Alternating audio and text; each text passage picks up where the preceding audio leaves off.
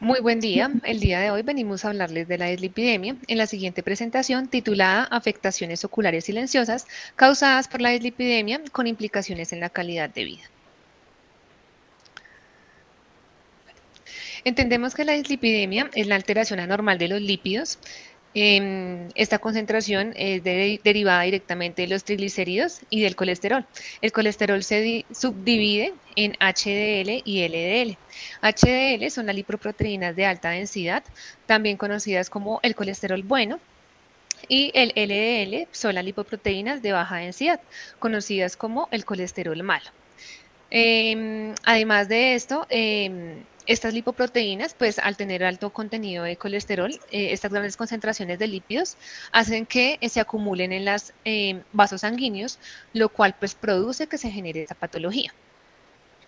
En el siguiente cuadro podemos evaluar los niveles normales del perfil lipídico. El HDL debe estar en un valor no mayor de 60 a 40 miligramos por decilitros. El LDL debe ser menor de 100 miligramos por decilitro y el colesterol total debe ser menor de 200 miligramos por decilitro. Ahora, los triglicéridos no deben superar un valor mayor de 150 miligramos por decilitro. Eh, Además de esto, la lipidemia se puede clasificar según su etiología o según su fenotipo lipídico. Entendemos también que la dislipidemia está altamente relacionada con estilos de vida no saludables, como lo son la obesidad, la falta de ejercicio, eh, dietas no saludables, como también está relacionada con algunas enfermedades sistémicas, como lo es la diabetes mellitus. Hay un estudio que realizó la Organización Mundial de la Salud en el 2011, en el cual informa que el 39% de la población a nivel mundial padece esta enfermedad. Como tal, pues se entiende que es un problema de salud pública. Además de esto, se estima que el 10% de la población en Colombia tienen esta enfermedad entre un rango de 10 a 69 años, es decir, que puede afectar tanto a un adulto como a un joven. Listo. Otro estudio que realizó la Organización Mundial de la Salud en el 2015 encontró que el 31,1% de las muertes a nivel mundial se derivaban de esta patología. Como tal, pues es muy importante tener en cuenta que las personas que tienen obesidad tienen un alto riesgo de padecerla, como también pues puede desencadenar la aterosclerosis, y la población que presenta diabetes mellitus también pues está condicionada a poder padecer esta enfermedad. A nivel ocular también pues se presentan diferentes signos como son los síntomas palpebrales, el arco corneal, la disfunción de la glándula de meibomio y hay una progresión de la retinopatía diabética. Bueno, ya lo que es la parte de epidemiología, podemos ver la enfermedad cardiovascular aterosclerótica, también conocida como ASCVD. Esta tiene pues afectaciones importantes mundiales. Podemos ver acá que en Colombia es causante del 28% de las muertes anuales y en el mundo 17 millones de muertes al año. Ya lo que es en el 2030, se estima que un aumento de 23 millones de muertes al año. Pues esto es importante mencionarlo, ya que entre el colesterol y el riesgo de enfermedades coronarias tienen una estrecha relación, la cual nos hace evaluar como tal la dislipidemia. Pues esta es importante también porque nos ayuda a fomentar pues mejores políticas de salud, cambiar la alteración integral, la atención integral del paciente y optimizar los recursos terapéuticos disponibles. Bueno, acá como podemos ver, tenemos que según el Ministerio de Salud de Colombia, en el 2007 aproximadamente el 10% de la población entre las edades de 18 a 29 años presentaron niveles alterados de concentración plasmática de colesterol total. Entonces acá, como podemos ver esta gráfica, hay unas afectaciones que son más frecuentes en Colombia. Entonces voy a nombrar con mayor porcentaje a menor porcentaje. Tenemos acá la hipertensión arterial, como con mayor porcentaje, seguida de las enfermedades cardiovasculares, la diabetes mellitus, el hipertiroidismo, la aterosclerosis, la enfermedad renal crónica y las enfermedades cerebrales.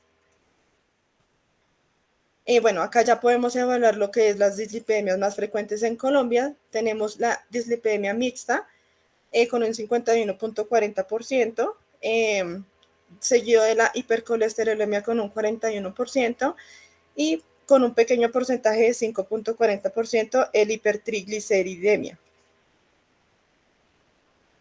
Ya lo que es la prevalencia de la dislipidemia, como se había mencionado anteriormente en el inicio, tenemos como un 31% según la Organización Mundial de las Muertes Mundiales. Y sobre todo es importante mencionar que esta prevalece en Europa y en América. La prevalencia ya lo que es la hiperlipidemia, prevalencia mundial, se tiene en cuenta que esta se reconoce porque tiene un colesterol total mayor a 240 miligramos sobre decilitro y esta corresponde a un 39%. Y sobre todo está relacionada a factores pues, sociales de altos riesgos y esta se comprueba con un 54% en los países desarrollados y pues en países subdesarrollados con el 23%. Bueno, acá podemos como evaluar un mapa mundi donde nos dice unos porcentajes que nos indica pues que en los países desarrollados pueden llegar a padecer más la dislipidemia. Pues también mencionamos aquí a Colombia con un 10%, aunque es pequeño, nos comprueba también que se puede desarrollar.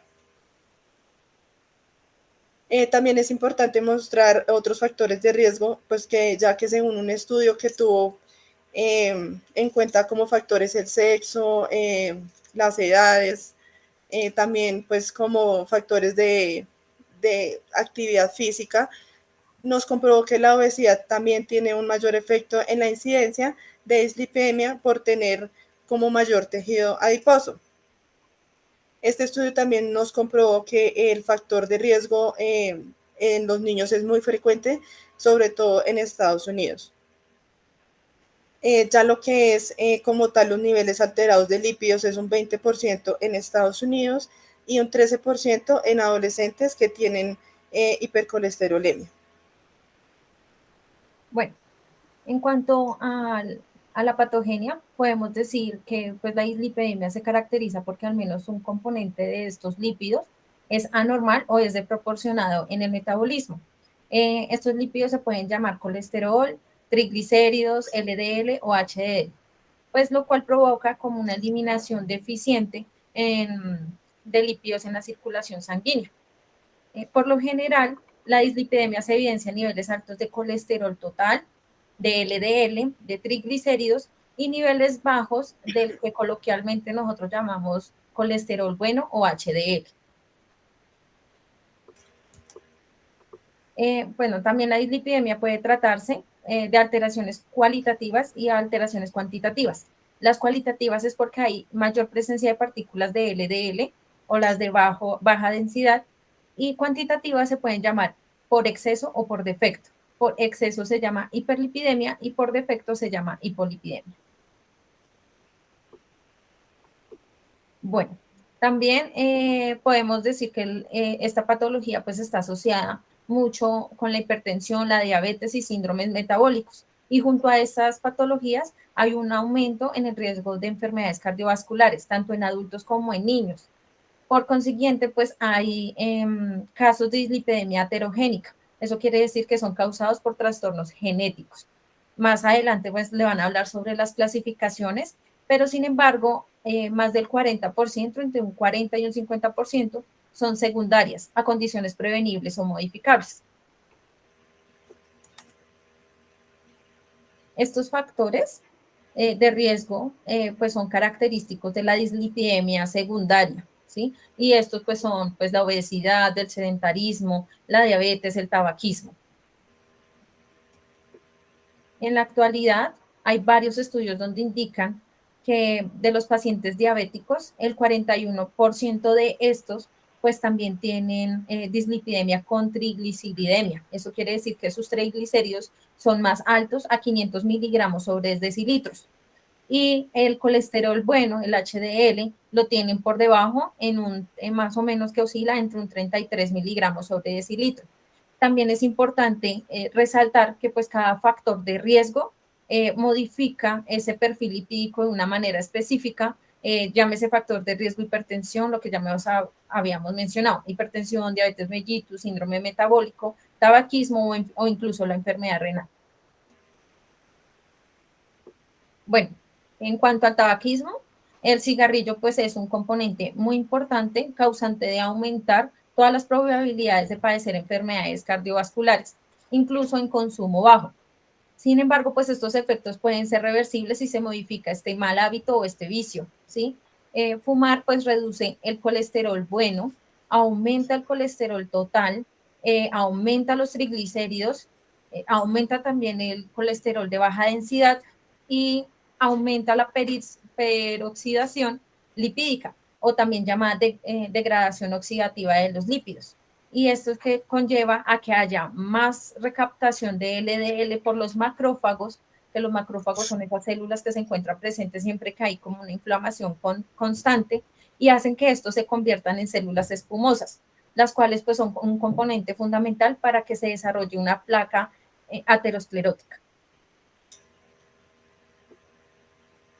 En cuanto al síndrome de metabolismo, este pues también causa dislipidemia, pero por la resistencia a la insulina, pues lo cual genera una alteración en el metabolismo de los lípidos, generando también una producción de lipoproteínas de muy baja densidad, o sea, las LDL. En individuos con obesidad, el colesterol se caracteriza pues por presentar esos triglicéridos elevados, LDL bajo o más o menos ligeramente aumentado, discúlpenme, aumentado, concentraciones de apolipoproteínas, también llamadas ApoB, que son aumentadas porque hay una sobreproducción hepática de las lipoproteínas y niveles bajos del HDL o el colesterol de alta densidad.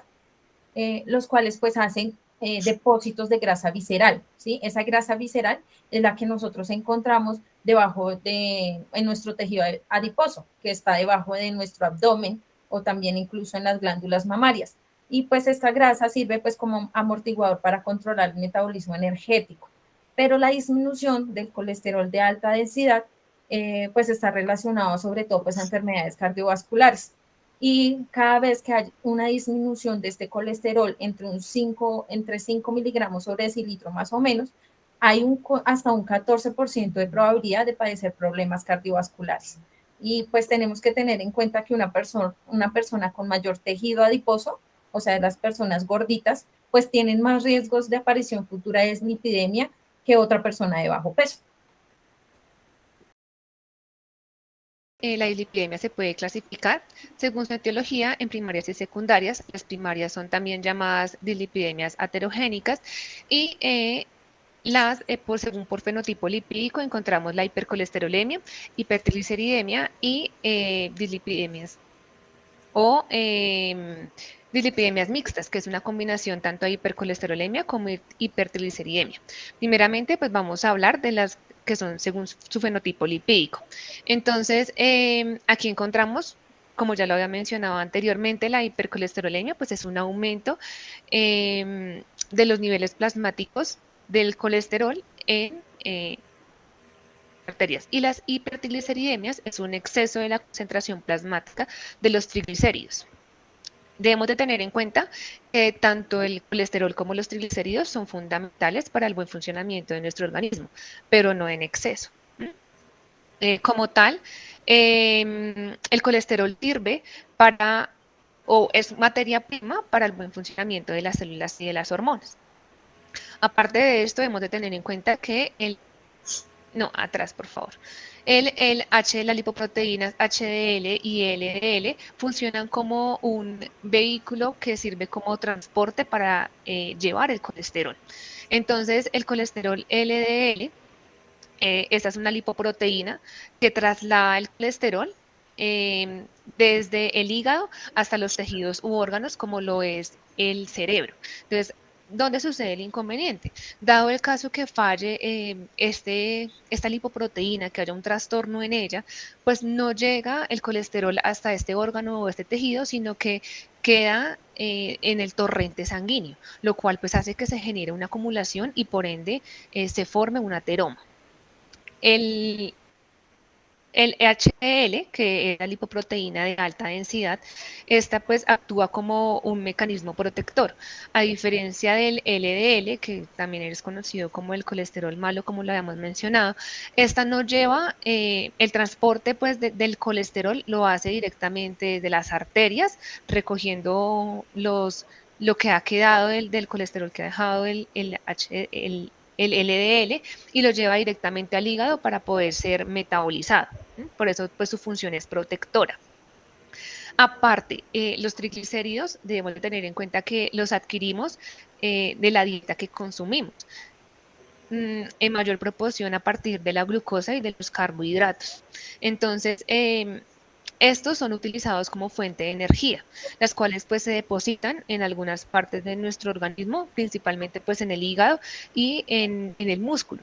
Cuando estos depósitos ya están llenos, pues se genera esta liberación de los triglicéridos directamente en el torrente sanguíneo, lo que hace que se genere pues la patología de la dislipidemia.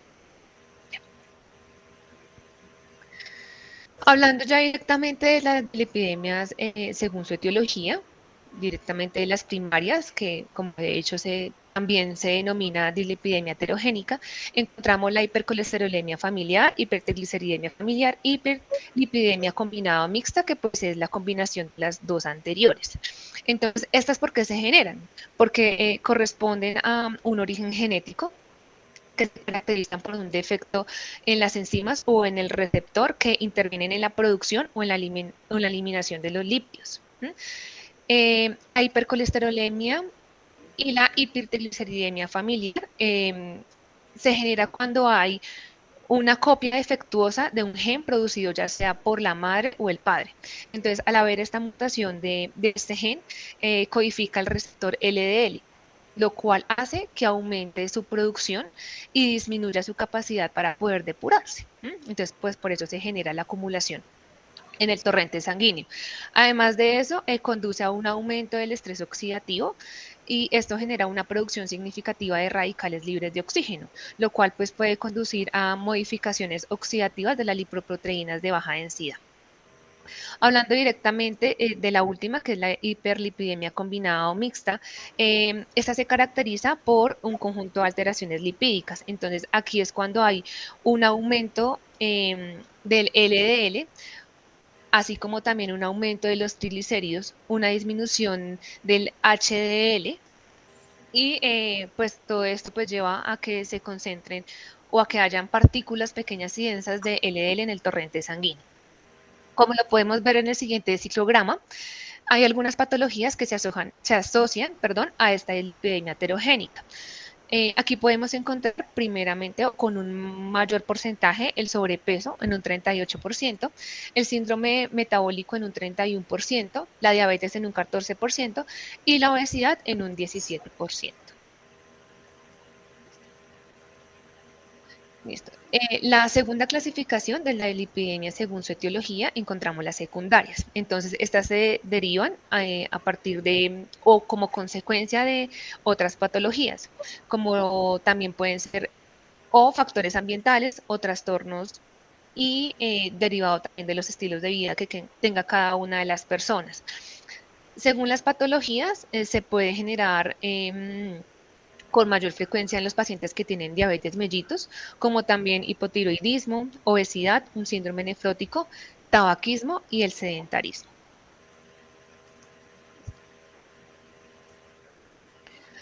Hablando ya propiamente de los signos y síntomas de la dislipidemia, se entiende que a principio, sí, en los estadios iniciales de la dislipidemia, esta no presenta síntomas, pero ¿qué pasa? Que con el tiempo, cuando ya hay pues mucha acumulación de estos depósitos lipídicos en los vasos sanguíneos, pues empiezan a generar directos signos, como los podemos ver en las siguientes imágenes. Están los antelasmas, está el arco corneal, que esta es una acumulación de lípidos en el estroma corneal, está la disminución del pulso, así como también el santoma tendinoso, que esta es una inflamación que se genera directamente en los nudillos o en los tobillos. Bueno, entonces para entender algo más de lo que se acabó de explicar, vamos a hablar sobre la bioquímica de los lípidos. Bueno, iniciamos pues diciendo que el colesterol representado ahí en la presentación común como CT y el triglicérido representado como TG, pues son los dos lípidos plasmáticos más relevantes y son un grupo de macromoléculas orgánicas que son heterogéneas en estructura, pero homogéneas en características similares como la solubilidad. Pues estas son insolubles o poco solubles en agua y son también solubles a diferentes solventes como el éter, el cloroformo y el benceno. Es importante también recalcar que pues en nuestra dieta más o menos un 30 o un 35% del valor calórico que consumimos total está representado en lípidos, la cual tiene pues importantes funciones energéticas, ya sea de degradación o obtención de los mismos. Estos macromoléculas están compuestas por carbono, hidrógeno y oxígeno. Bueno, si hablamos ya fisiológicamente lo que hacen los lípidos, pues tiene tres funciones súper importantes, pues tienen muchas más, pero digamos que las que podemos resaltar son tres. La primera es la estructural, que es la formación de membrana celular, donde los fosfolípidos y el colesterol son como los arquitectos de una membrana plasmática, donde genera pues bicapas lipídicas y proporciona a la membrana una cierta rigidez, ¿sí? Una fuerza que evita que esta misma se rompa por el la excesiva fluidez de la estructura. También podemos encontrar como segunda función la reguladora, o también llamada endocrina, que es en donde su precursor pues es la síntesis de hormonas esteroides, ácidos biliares, hay modificaciones de moléculas con sintetización neuronal, es decir, que se trata como de moléculas que envían señales a determinados tejidos provocando en ellos distintos tipos de reacciones. Entre las hormonas esteroides se destacan tres. Primero están las andrógenas, los estrógenos y los glucocorticoides. Los andrógenos, si recordamos, pues son las hormonas sexuales masculinas, los estrógenos son las hormonas sexuales femeninas y los glucocorticoides son esas hormonas que nos ayudan a regular las funciones cardiovasculares, las del sistema inmunitario y el metabolismo de los nutrientes. Y como tercera función encontramos la del almacenamiento de energía, que es donde es pura fuente de energía para el músculo y el tejido adiposo. Estos son mediados por los triglicéridos. Acordémonos que los triglicéridos son lípidos de reserva, lo que nos acabaron de explicar, pues estos tienen un elevado contenido energético, ¿sí? Y debido pues a su contenido bajo en agua. Se almacenan en grandes cantidades en las células especializadas, que son los adipocitos. Estos adipocitos pues obviamente hacen parte del tejido adiposo, que se encuentra lo que ya habíamos mencionado anteriormente, debajo de la piel, en la cavidad abdominal, en las glándulas mamarias.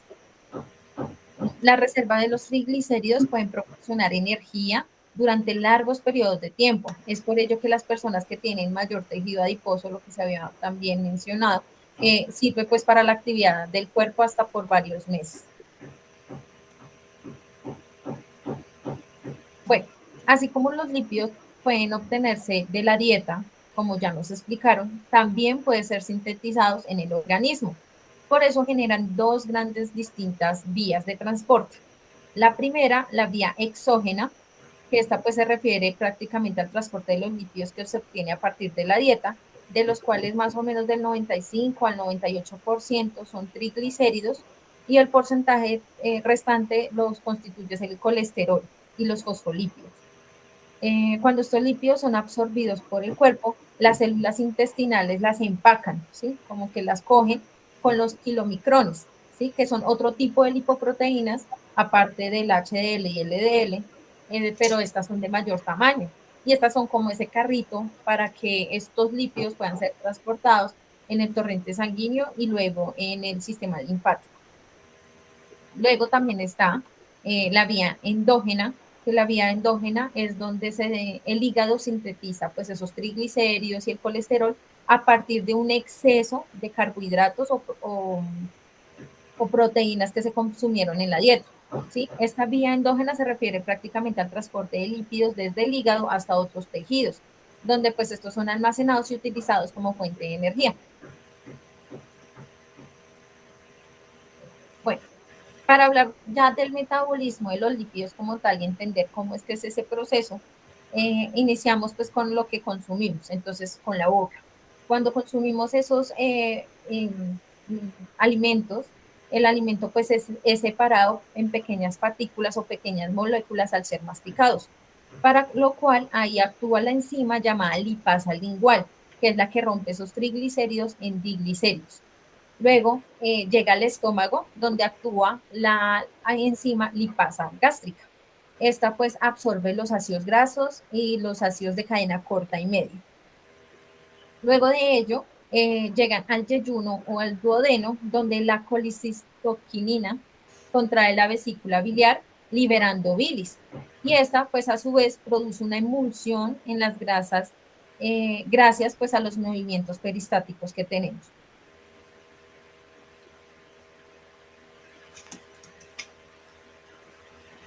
Bueno, luego pasamos a la lipasa pancreática, que es, también actúa obteniendo pues una molécula que se une a un ácido graso llamada monoglicéridos.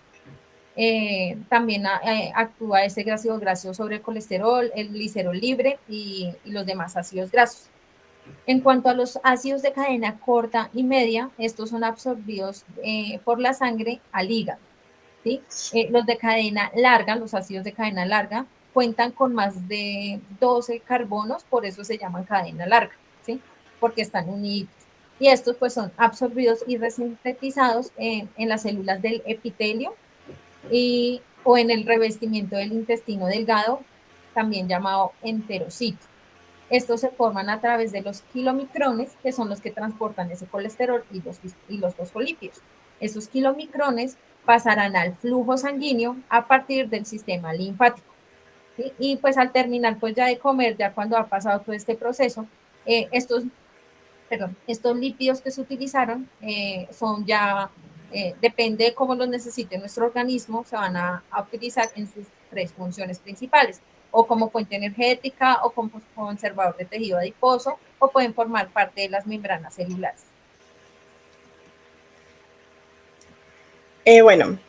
Acá vamos a mencionar una parte importante que es el diagnóstico, la detección del colesterol alto. Entonces tenemos acá la población infantil, la cual compete de 9 a 11 años.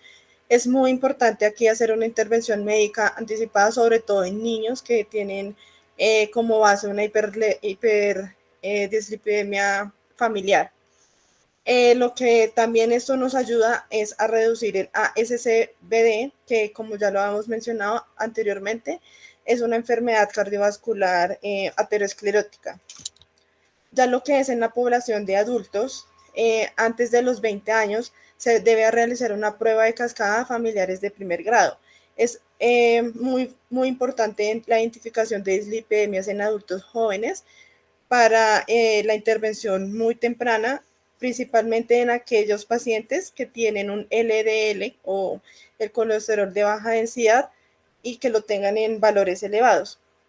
Esto con la finalidad de reducir el ASCVD. Entonces, también tenemos que estas personas de 25 a 30 años tienen que realizarse nuevamente un seguimiento a esta edad, y lo que es de 30 a 30 años, de 30 a 35 años, perdón, hombres y adultos que tengan mayor riesgo de colesterol alto. Bueno, acá como podemos ver estos valores, es importante tener en cuenta el perfil lipídico para la detección o el diagnóstico de la dislipidemia aterogénica. Entonces tenemos como primera instancia el triglicérido que va en aumento de 150 miligramos por decilitro. También el aumento del LDL o el colesterol de baja densidad tiene que estar mayor a 100 miligramos por decilitro. Encuentro el HDL, que es el colesterol de alta densidad o el colesterol bueno, tiene que estar a menor de 39 miligramos por decilitro, y el colesterol total, que tiene que estar mayor a 200 miligramos por decilitro. Entonces es importante tener en cuenta estos valores a la hora de hacer un perfil lipídico para así poder detectar la dislipidemia heterogénica en los pacientes. Bueno, entonces acá como podemos ver las propiedades para un diagnóstico adecuado hay que tener en cuenta los siguientes aspectos: la anamnesis, la exploración física, la historia familiar y las pruebas básicas de laboratorio. ¿Esto qué nos ayuda? Nos ayudan a orientar trastornos primarios y trastornos secundarios. En el trastorno primario es importante tener en cuenta que tiene que hacerse unas pruebas moleculares, y en el trastorno secundario es importante tener en cuenta las funciones tiroidea, la renal, la hepática y la evaluación del riesgo del Framingham.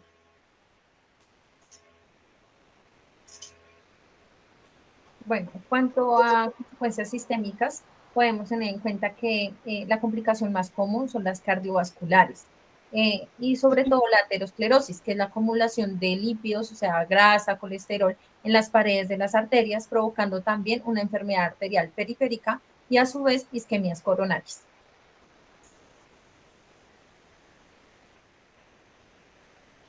Además, también encontramos la apoplejia, que la apoplejia es una obstrucción de una arteria por una placa de lípidos, la cual pues al haber una obstrucción pues no permite que el flujo sanguíneo llegue directamente al cerebro y pues no haya un transporte de oxígeno ni de nutrientes, lo cual pues conlleva a una muerte del tejido o un derrame cerebral, el cual pues puede provocar también la muerte de la persona.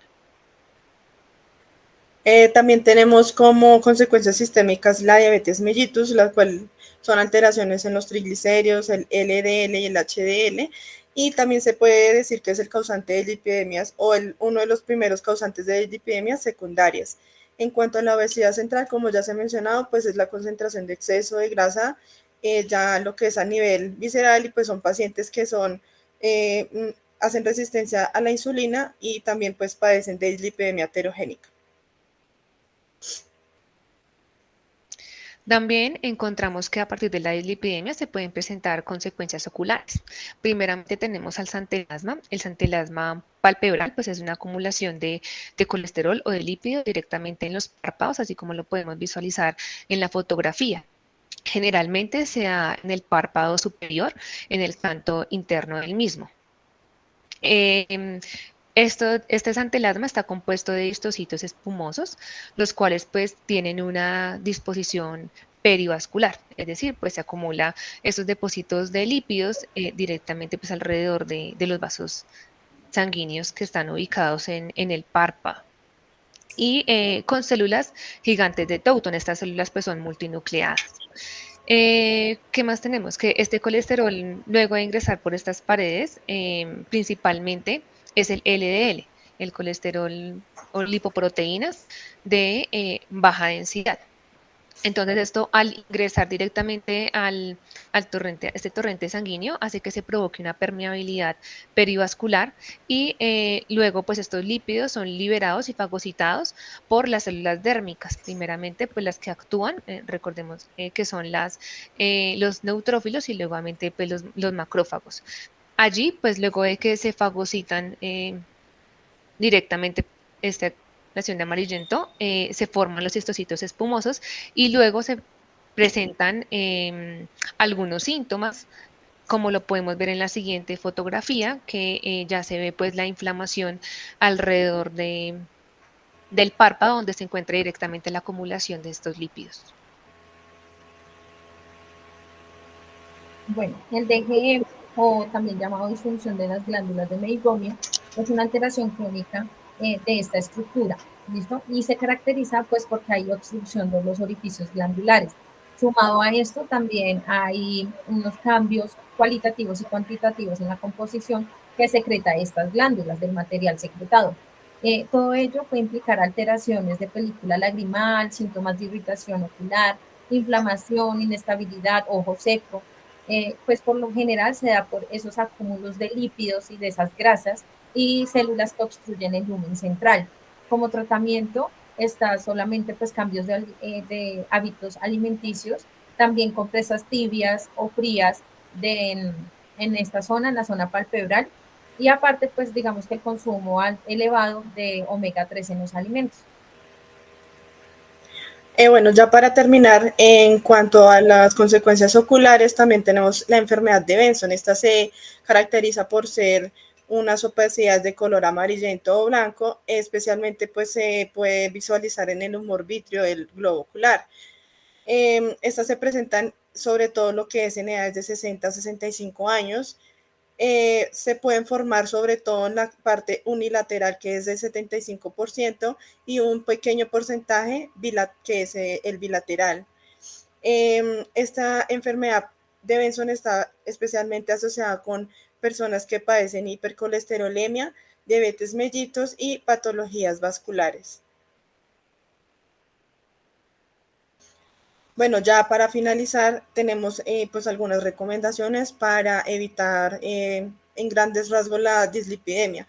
Entonces tenemos acá el ejercicio físico, pues que esta recomendación por lo general es regular o depende también de la salud o del estado físico del paciente, sobre todo lo que es en adultos y niños, en ellos pues no hay algún tipo de restricción.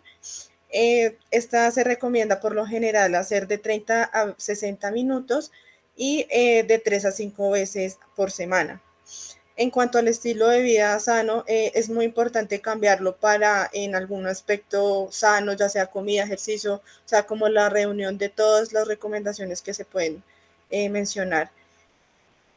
También se destaca en las recomendaciones la terapia nutricional. Esta es una parte muy importante, ya que la alimentación nos ayuda en grandes rasgos a evitar la dislipidemia.